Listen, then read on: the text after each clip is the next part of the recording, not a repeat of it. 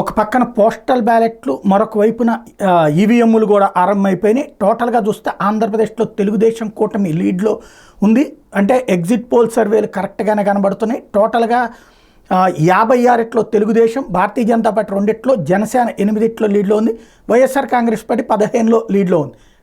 మరొక వైపున చూస్తే జనసేనకి 8 అంటే 21 పోటీ చేసినటువంటి జనసేన 8 లీడ్లో ఉండటం అన్నటువంటిది ఇక్కడ కీలకమైంది. అదే సందర్భంలో పార్లమెంట్ స్థానంలో కూడా 1 సీట్లో లీడ్లో ఉంది. ఆంధ్రప్రదేశ్లో పార్లమెంట్ స్థానాల పరంగా చూసుకుంటే ఇప్పటిదాకా 25 ఎర్లీ ట్రెండ్స్ 13 వస్తున్నాయి.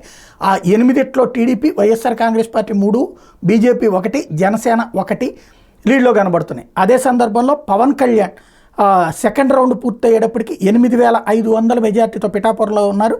అదే సందర్భంలో జనసేన నేత మరొక సీనియర్ నాయకుడు నాదెళ్ల మనోహర్ 7885 ఓట్ల లీడ్లో ఉన్నారు.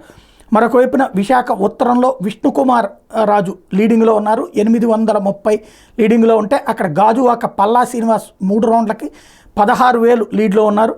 కుప్పంలో మరొక వైపున పోస్టల్ బ్యాలెట్లో అయితే చంద్రబాబు 1500 ఓట్ల మెజార్టీతో దూసుకెళ్లారు.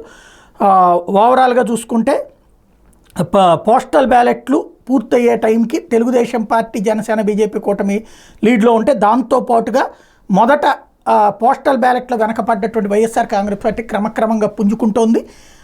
ఈవీఎంలు స్టార్ట్ అయిన తర్వాత 17 స్థానాలకి ఇప్పుడు వైఎస్ఆర్ కాంగ్రెస్ పార్టీ ఎగబాకింది.